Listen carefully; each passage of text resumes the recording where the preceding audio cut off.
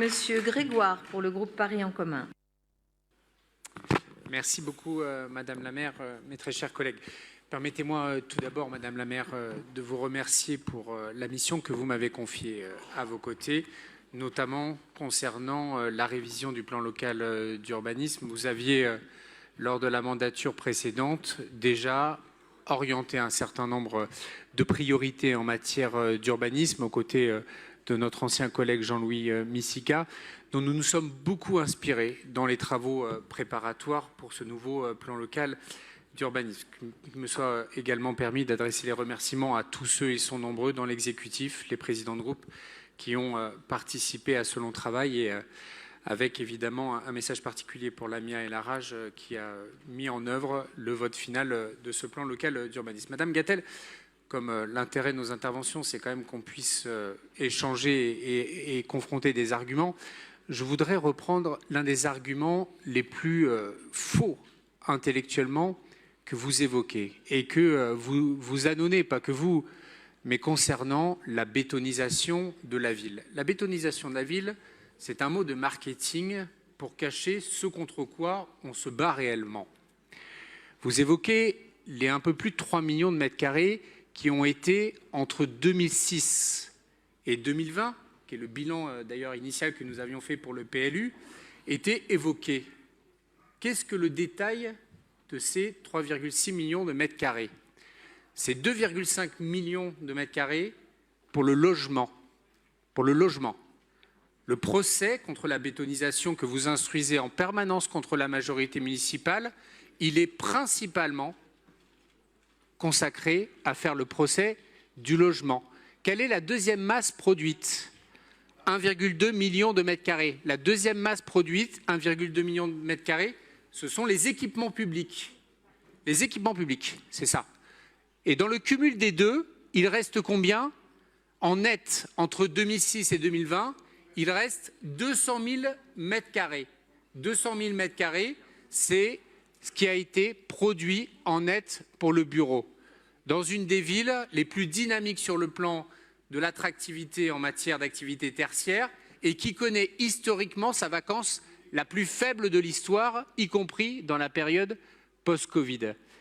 Dans le procès de bétonisation que vous faites, il faut que les Parisiens le sachent, vous faites le procès des services publics et du logement.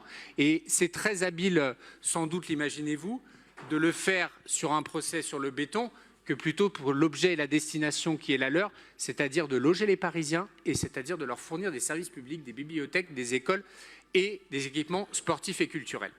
Le deuxième sujet sur lequel vous répétez un mensonge, considérant que de votre premier propos, la logique du deuxième s'impose. C'est-à-dire que nous avons artificialisé la ville. C'est factuellement faux. Tous les rapports produits par la PUR dans le diagnostic du PLU montrent que nous avons désimperméabilisé la ville en bilan net à hauteur de plusieurs dizaines d'hectares depuis 2006. Donc le procès, en plus que vous faites de la bétonisation qui implique de l'imperméabilisation, il est factuellement faux. Il est factuellement faux. J'en viens à quelques éléments sur lesquels je voudrais mettre l'accent concernant notre futur plan local d'urbanisme bioclimatique. La première chose, c'est qu'il poursuivra évidemment, conformément à ce que souhaitait la maire et enrichi par tous les groupes de la majorité, la question de la priorité au logement. Deuxièmement, de la priorité à la nature en ville, en mobilisant des outils réglementaires très innovants et d'une puissance inégalée pour remettre de la nature en ville, que ce soit évidemment dans ce qui relève de la maîtrise d'ouvrage de la ville, c'est-à-dire l'espace public, dans la programmation de grands espaces verts à l'échelle de Paris qui sont très documentés dans le plan local d'urbanisme bioclimatique, là où j'entends que vous faites au procès en impossibilité à réaliser, et j'espère bien que nous le ferons à votre place. Et troisièmement, dans des outils réglementaires de végétalisation des espaces privés qui seront l'un des leviers les plus puissants pour remettre de la nature et de la respiration dedans. Et enfin, nous avons introduit plusieurs innovations très fortes dont nous avons beaucoup discuté. D'abord, un salut amical à tous les spécialistes qui nous ont accompagnés, secrétariat général, direction de l'urbanisme et les nombreux conseils qui nous ont aidés, et les cabinets évidemment.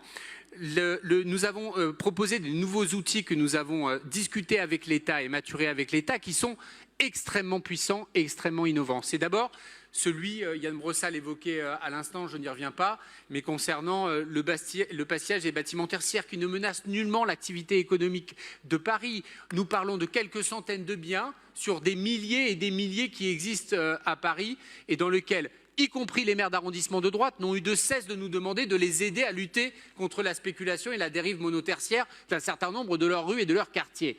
Et donc, je pense qu'ils ont en ce sens raison. C'est évidemment l'outil de la mixité fonctionnelle. La disposition de mixité fonctionnelle consiste à répondre par la voie réglementaire à un impensé structurel. C'est dans toutes les zones où le bâti est tellement dense que nous n'avons aucune autre alternative que de faire de la préemption et transformation de logements privés vers du logement social. Eh bien, nous introduisons un nouvel outil qui permettra de transformer une petite partie du stock tertiaire en logement pour remettre de la mixité d'usage, de la mixité de destination et y compris à l'aune des enseignements de la crise Covid, on voit bien le procès et l'insuccès des quartiers monofonctionnels partout dans le monde et que tous les maires du monde essayent de trouver, de s'inspirer des recettes qu'à Paris nous avons mis en œuvre depuis bien longtemps qui permettent d'avoir des villes qui vivent avec des habitants, avec des commerces, avec des services publics, avec des services culturels, avec de tout ce qui fait la qualité de vie très singulière de la ville de Paris. Je vous redis, Madame la maire, le plaisir et l'honneur qui a été le mien de le faire à vos côtés.